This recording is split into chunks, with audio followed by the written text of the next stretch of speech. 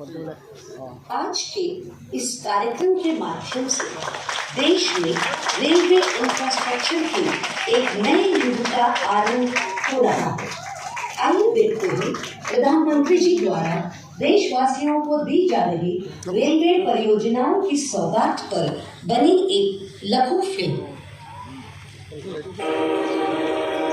भारतीय रेल, जिसे लेकर महज एक दशक पहले तक एक आम धारणा थी कि इसमें बदलाव और सुधार नहीं हो सकता है,